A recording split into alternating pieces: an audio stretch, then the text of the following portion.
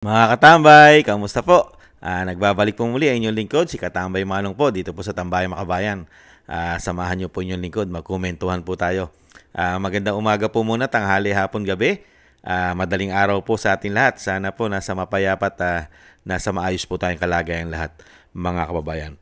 Ito po mga katambay, pakinggan po natin at panuorin at komentuhan po natin.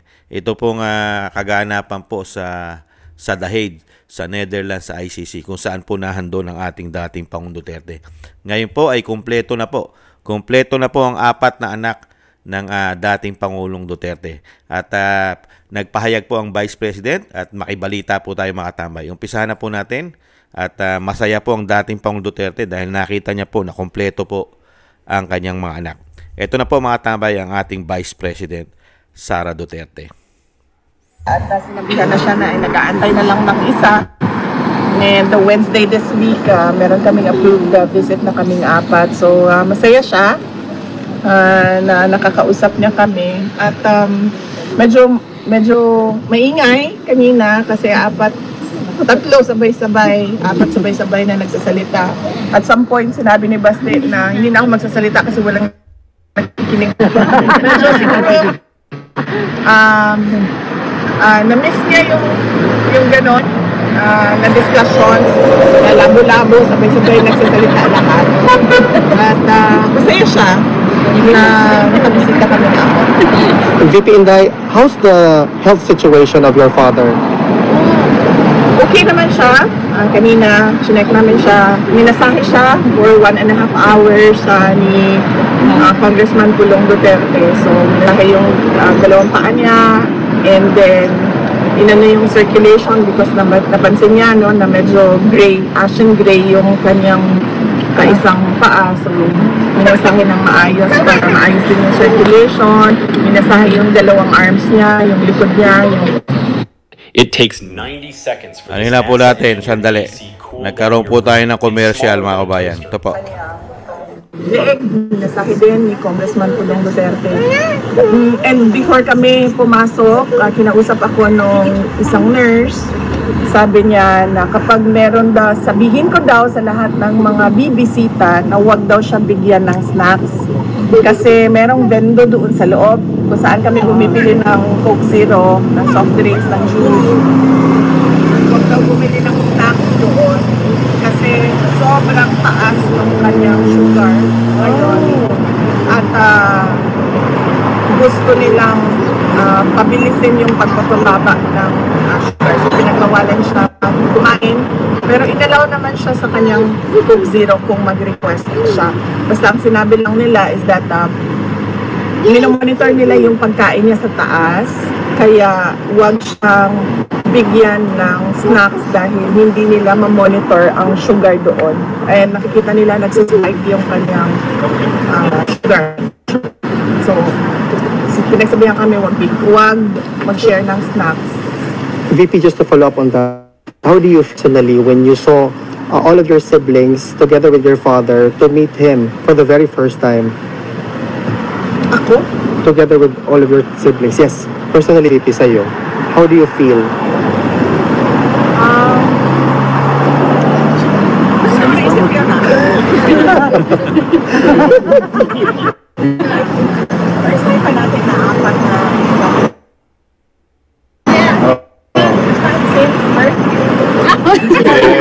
Sa pagbisita, VP. Wala ako naisip. Hindi ko naisip yun. Pero ang sa akin lang is that kung ano yung makapagpasaya sa kanya, yun ang gagawin. So, nag-request siya ng personal na pagkikita na kaming 5. So, binigay namin sa kanya yun. VP, first time kasi na nakapanayam kayo since the dismissal of the impeachment, no? Ano yung naging reaction niya ay si Tatay Digong sa inyo now that the impeachment was dismissed, although there is a pending MR? Tagal na naman. Na-inform mo siya, diba? Oo. I think, ano sinabi? Hindi kasi nag-discuss yung station. Ayun, yun yung sinabi. Extremely proud. Hindi kasi kami nagkausap. Hindi kami nagkausap nung dismissal ng impeachment, visit ata ni Kitty and siya yung nagbigay ng news kay President Duterte. Any advice for your future political plans? Tatay Digong? Wala kami pinag-usapan na 2028, wala kami pinag-usapan 2028 elections kami.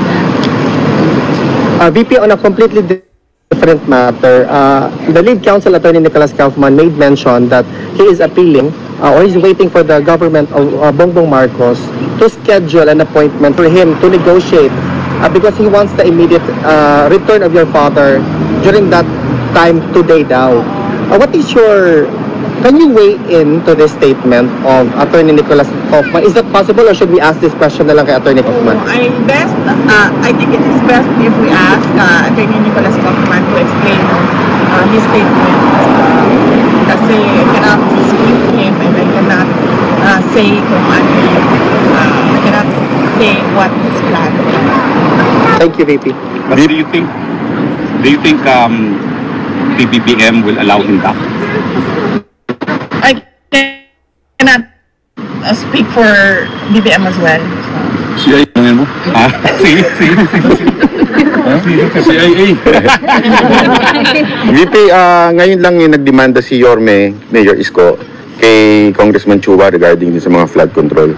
What's your opinion at saka would you encourage other mayors na i-demanda yung mga congressman nila na merong mga palpak o ghost projects? Yes, oo. Trabaho ng trabaho ng Commission on Audit na pag-iistiga. Meron silang makita na anomalya sa mga projects. So, based on their audits or based on investigation sa DPWH, kung hindi man dahil sila yung iniimbestigahan based on the NBI or the special committee ng DOJ na mag-imbestiga, dapat talaga pagkalagutin yung mga officials at yung mga contractors ng those projects at ng substandard projects dahil delikado yun sa mga mamamayan. At saka dahil sa flood control projects dahil noong 2024, last year, nagsabi na ako, sa school building program pa lang ng Department of Education, pinaghati-hatian na ng members of the House of Representatives, pero walang nag-react. Hanggang ngayon, walang nagsasalita, walang nag-iimbestiga. Hindi lang naman flood control so kung seryoso talaga ang administrasyon sa paghabol about sa flood control, tingnan nila yung buong budget ng 2024 at ng 2025. Hindi lang yan, huwag tayo tumitin dyan. Sagutin yung mga blanco doon sa budget. Madami pa tayong questions. So, hindi lang flood control. Since ma'am you have information dun sa dati kayong DepEd Secretary, are you willing to appear sa Senate hearing ni Marcoleta para ibulgar itong mga humingi sa inyo noon ng parte sa DepEd? Hindi naman sila humingi ng parte sa amin kasi diretso nilang kinuha yung budget. Diretso ang school building program, ang SBP, at pinaghati-hatian nila sa loob ng House of Representatives. At diretso nilang inattach yung listahan nila doon sa GAA version, House version ng GAA. At inakyat nila sa Senate. In fact, during the Senate hearing ng Department of Education, lumabas yun at tinanong yun. Grabe, no? Yung corruption, mga tamay. Tama po sinabi ni Vice President Yung corruption, talagang grabe pong ginawa ng Kongreso. Talagang direkta po nila kinukuha yung sinasabi po ng Vice President na pondo, lalong-lalo po sa DepEd, yung mga extra pong nilagay nila. Ganun po. Pero wala pong nag-react. Tama po si Vice President dahil nga po systematic ang nangyari pong korupsyon, pagnanakaw po ng mga magnanakaw na demonyong politiko po sa ating bansa. Nakakalungkot, ano? Ang lalaking numero. Ngayon lang po nagkaroon ng linaw at wala pa tayong kasiguruhan kung may makukulong po na matataas na leader sa ating bansa o makakasuhan. Wala pang kasiguruhan. ni Senator J.B. Estrada. Pero nung nagsabi kami, at alam yon ni BBM, wala naman siya reaction eh. So, paduda-duda kung bakit bigla ngayon meron tayong investigasyon sa flood control projects. Kung seryoso talaga sila. And si BBM alam niya yan kasi governor siya dati, mayor ako dati. Alam natin lahat kung ano yung anomalya, ano yung corruption sa budget ng gobyerno, sa projects ng saan lahat ng And ma'am, any comment doon sa latest na sinabi ni BBM na lifestyle check daw ang mga opisyal? Dapat lang. At hindi lang yung elected public officials ha, pati yung mga appointed public officials. At hindi lang yung mga yung on the surface na sasabihin natin kung ano yung nakalagay sa salin. Dapat deep dive kung sino yung mga dummy. Ilabas yung mga dummy ng mga public officials. Tama po yung mga tambay. Tama po yun. Dapat po talaga ilabas po lahat yun, mga kabayan. Ilabas po talaga lahat yun. At talaga pong hindi lang po ang ma-elected official po. Ang kailangan po i-lifestyle check po nila. Hindi lang po elected. Tama po yung sabi ng Vice President. Lalo po ang sinasabi pong pati mga appointee at yung sinasabi mga dami nila. Kailangan po talaga masuri po yun. At sang-ayon po ang Vice President doon. Ang tanong, yung bang salita ng Pangulo na kailangan silipin ang kaperahan ng mga opisyal, ay papayag po ba ito o hanggang salita lang? Alam naman po natin ang Pangulo ng bansa ay sanay na sanay lang po sa salita. Pero pagdating po sa gawa, nga. Hindi po ba, mga bayan? Kung may pagkakataon kayo ngayon, paano nyo haharapin itong problema ng korupsyon, lalong-lalo na sa infrastructure? Yan yung sinasabi ko kanina na ayoko magbigay ng libreng advice sa administrasyon. Panoorin na lang natin sila sa circus nila. Panoorin na lang natin sila sa kanilang zarswela. Corruption, tapos flood control lang. Ang daming projects sa gobyerno. Hindi lang flood control. So yun. Yun lang po. Okay. Thank you. Kailangan ko magpasalamat. Yes, ma'am. Kailangan ko magpasalamat. Unang-una sa inyong lahat. Ang aming pamilya po ay nagpapasalamat sa inyong lahat. Nandito kayo sa Hague. Yung iba, hindi taga Netherlands. Meron pang galing sa malayong New Zealand. Napakalayo na lugar. Pumunta dito. Papasalamat kami. Dahil unang-una, sigurado kami, yung dasal ninyo araw-araw, ang laking tulong nun sa sitwasyon ni dating Pangulong Rodrigo Duterte. Yung pagpapakita ninyo ng suporta sa kanya, kanina na-mention, nabanggit sa kanya yung mga tao na nandito, yung mga personalities na nandito. We mentioned you. Thank you po. He smiled kasi ano daw, noong nasa Davao siya, nanonood siya. Mga content at mga vlogs mo.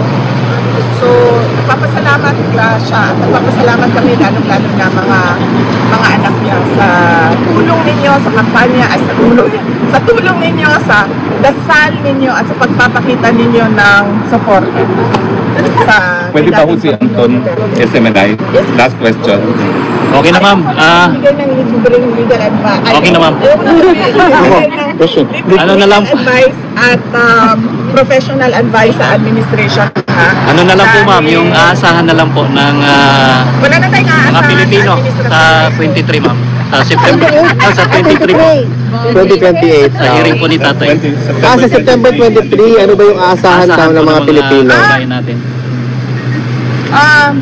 Wala pa tayong, antayin na lang natin announcements ng defense team ni dating Pangulong Rodrigo Duterte. Pero ang pagkakaalam ko ay meron tayong pagtitipon sa 21 at 20 at 21. 19 to 24. Tatlong araw na. 22. Actually, ma'am, it's from 19 to the 24. 19, 20, 21, 22, 23, 24. Okay, September 6 days. 19, Amsterdam. September, So opo. merong pagtipon ang mga Pilipino dito sa The Hague 19, September 19 until September 24. 26 yan. So yun yung mga mangyayari sa We will also have the exhibits, ma'am, also. We will reinstall the exhibits that doon yes, sa Lanban. September Opo. 15. Pahula kami. Okay, sige, sige. Maraming salamat maraming salamat sa suporta ninyo. And sa 20 and 21, meron din sa Japan. Malaki yung hinanda ng Filipino community sa Japan, September 20 and 21. Nagpapasalamat kami na hindi kayo bumibitaw. Yes. Hanggang sa dulo. Hanggang sa dulo. Ang tanong, malaki rin ba dito sa Netherlands? Yes! Malaki rin ba? Yes! Sigurado kayo? Thank you, DP. Thank you. Ang oras ba for Doon po ang pila and then The strange reason Tambay. why drinking water makes constant. Yan po ang ating Vice President. Maraming salamat po sa update po ng ating Vice President at ang pamilya Duterte. At syempre po, medyo nakakalungkot lang po ng konti dahil syempre po yung kalusugan ng ating dating Pangulong Duterte ay ito, yung kanya pong sugar. Mga tambay, tumataas daw po ang sugar. Syempre po, alam naman po natin ang ating dating Pangulong Duterte ay diabetic. Di ba? Diabetic po siya eh. Kaya sana po makontrol niya po, lalo-lalo po syempre po yung sobrang dalas ng pagkain po na nakapagpapataas po ng sugar sa ating dating Pangulong Duterte. At syempre po, nandiyan po yung sinabi ng ating Vice President na masayang-masaya po ang dating Pangulong Duterte.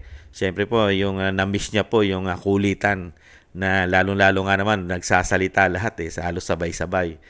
Masayang-masaya po ang ating dating Pangulong Duterte, mga kabayan, dahil na yung kanyang request na makita po ang kanyang 4 na anak at meron pa siyang 1 apo at bali 5 ang kanya pong nakita at nakasama at nakausap. At syempre nandun pa rin po yung pag-aasikaso ng mga anak, lalong-lalo po si Congressman Pulong Duterte, ang tumatayo pong personal na taga-masahe, nagmamassage kay dating Pangulong Duterte, lalo-lalo po sa sirkulasyon ng kanyang sinasabi pong dugo dahil minamasahe po ni Congressman Pulong ang mga braso at mga binte hanggang paa, hanggang likod ni Congressman Pulong.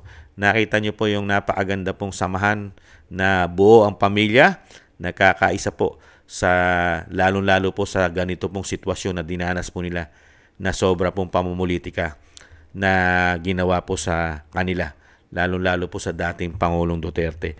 At syempre po, hindi naman po sinagot na rin ng ating Vice President yung plano po ni Atty. Kapman, dahil kung maaprubahan po ang interim release, ang pansamantalang kalayaan ng dating Pangulong Duterte dito po sa ICC, ay syempre po ay kailangan po siyang makauwi kung siya po ay maaprubahan ng kanyang interim release, di po ba? Syempre sa Pilipinas po ang magugustuhan na makauwi ang dating Pangulong Duterte at mga Pilipino, syempre po ay gustong-gusto po sa ating bansa. At gusto rin po makipag-usap daw po ng Atty. Kapman para po pag-usapan ng mga bagay-bagay about sa paglaya ng dating Pangulong Duterte. Syempre po, politika yan eh. Ang komento ko po mga tambay, sila nga yung umahad lang eh.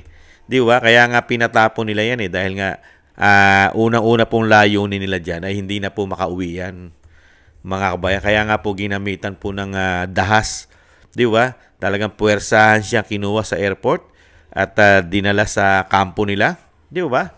At hindi na po pinalabas ng kampo hanggang pong talagang mabilis ang lipad, mga kabayan, na walang due process. Kaya po mahirap po nating asahan yan. Yung sinasabi din po ni Atty. Kapman na makikipagkasundo at makikipagkaisa ang isa pong presidente na may issue ng pulburon at bangag. Sila nga po yung gumagastos at umuubos ng pera ng taong bayan para po sa pamumulitika sa mga Duterte. At sila po yung number one po na salarin para kaya po nahandyan ang dating Pangulong Duterte. Una-una, siya po ang Commander-in-Chief, siya po ang mag-aaproba kung dadalhin niya ang dating Pangulong Duterte sa ICC. Dahil approval po ng Presidente ang kailangan. Pangalawa, wala na pong jurisdiction sa ating ang ICC. Matagal na po tayong wala sa ICC. At syempre po, wala rin pong nakuhang due process ang dating Pangulong Duterte. Kaya malabo po yun, mga kabayan. Sa tindi po na ginagawang pamumulitika sa mga Duterte at pagpapabagsak, magugustuhan po ba ng isang bangag na presidente na makauwi at makabalik ang isang dating Pangulong Duterte? Tingnan po natin. Alam naman po natin ang Pangulo ngayon ay mas marami po ang sinasalita at pinapangako na hindi naman po natutupad at ginagawa. Kaya lahat po ay sinagot ng Vice President, pati po yung nangyayari po dyan sa ating bansa. Sa ating bansa, nangyayari po sa ating bansa. Siyempre po, yung flood control, sinabi naman po niya yon dahil siya po isang mayor. At ganun din po ang ating Vice President ay mayor. Alam niya mga programa at proyekto na ginagawa ng mga congressman. At siya po ay gobernador. Naging gobernador po at congressman din at senador ang BBM. Alam niya po ang lakaran dyan, lalong-lalo po sa mga programa at pagawain. Di po ba? At mga proyekto ng gobyerno. Alam po nilang parehas, lalong-lalo po ang ginawa po nilang pagsasamantala sa pera ng taong bayan dito po sa institusyon ng Kongreso. Grabe po yan. Kaya nga po nasabi po ni BP Sara, di ba? Na kontrolado po ng Kongreso ang pera ng taong bayan. Siyempre kasama po ang Pangulo na pumipirma para po yan maging batas. Ibang klase po ang korupsyon. At siyempre po, sinagot din po lahat ng issue ng Vice President. Pati po yung pagpapasalamat po sa mga sumusuporta sa atin po lahat. Ang pagpapasalamat po ng pamilya Duterte ay talagang nahandun po at lalong-lalo po yung pagpapasalamat ng Vice President sa mga dasal po natin na napakaraking tulong daw po sa pamilya ang ating mga dasal. Kaya po sila ay tumatatag at siyempre po ang dating Pangulong Duterte ay lumalakas po at tumatatag po siya dahil po hindi po siya nawawala ng pag-asa dahil po makapangyarihan po ang dasal po natin at mga nagmamahal po sa mga Duterte. Tanging dasal po ang napaka-importante, lalong-lalo po sa mga masasama na nagtatangka po ng hindi maganda sa kanila. Na alam naman po natin kung sino-sino yan, mga kabayan. Hindi na po natin dapat isa-isahin dahil alam na po natin kung sino-sino silang lahat na talagang nagpaka-demonyo, nagpaka-hudas, nagpaka-traidor sa ating bayan. Itong mga politiko na ito, makakaliwa at lahat na po, nagsama-sama na sila gamit pa ang pera ng taong bayan. Kaya po ang ating Vice President ay sinabi rin niya nga po, di po ba, na yung solusyon sa korupsyon ay hindi po siya nagkomento dahil pagka siya nagkomento, mga tambay, baka nga naman ma-adapt pa ng isang presidente na wala naman pong plano na sugpuin ang korupsyon. Saan ka ba naman nakakita na susugpuin mo ang korupsyon? Kung talagang gusto mo i-lifestyle check lahat ng mga politiko, bakit po yung isang ahensya na tinatag ni dating Pangulong Duterte na mag-iimbestiga at talagang hahabulin at iimbestigahan ng mga magnanakaw na politiko sa ating bansa ay inabolis mo yung PACC, di ba? Na talagang nag-iimbestiga po sa korupsyon pero tinanggal mo, inabolis mo Kaya po itong sinasabi po ng Pangulo, ang sabi ng Vice President, malabo yan. Kung mangyayari lang yan, kung talagang tututuhanin niya. At yung sinasabi nga po niya ng Vice President, ibalik lang po natin, lahat po, hindi lang po mga opisyalis ng gobyerno, hindi lang halal ng bayan, pati lahat ng appointee, lahat, mga sekretaris, lahat, mga yusek, at mga dami nito, ay kailangan po ito i-lifestyle check, mga tambay. At i-audit po ng COA.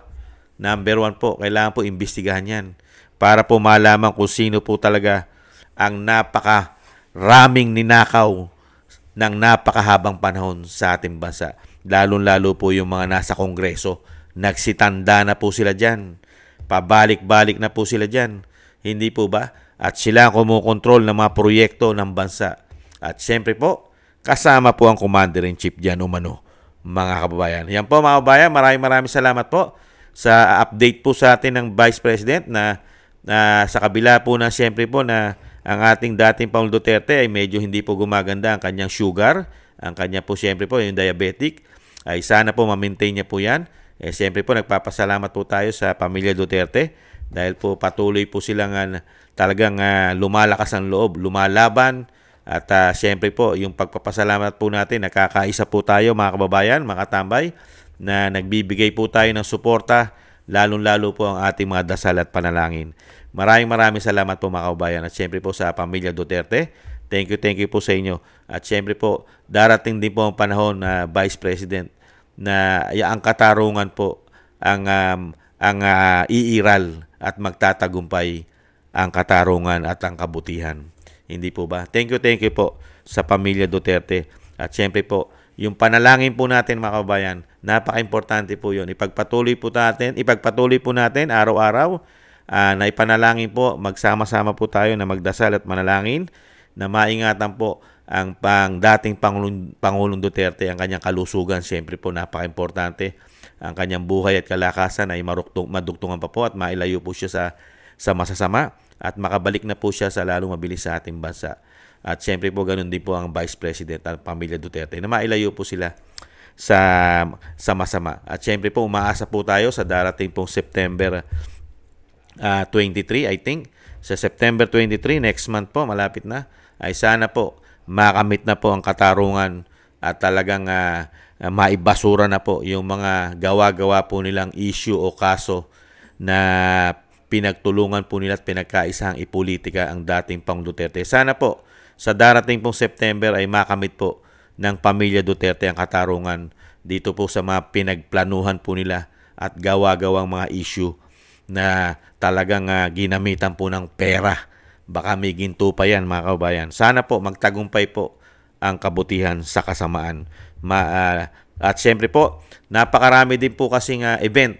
Sinabi na po ng Vice President, sunod-sunod po ang magiging pagkakaisa po para dito po sa panawagan, siyempre po, at pagkakaisa na talagang dapat i-release na po ang dating Pangulong Duterte. Sinabi po ng ating Vice President lahat ng schedule hanggang sa 20 plus mga kababayan.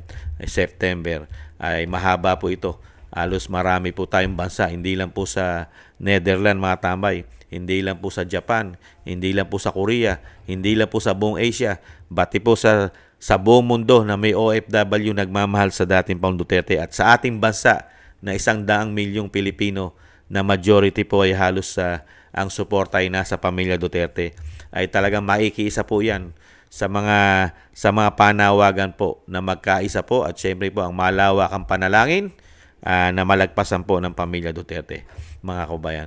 Thank you po. At muli po mga tambay, maraming salamat po sa naagusto po ng ating tambayan mga kabayan sa YouTube at TikTok.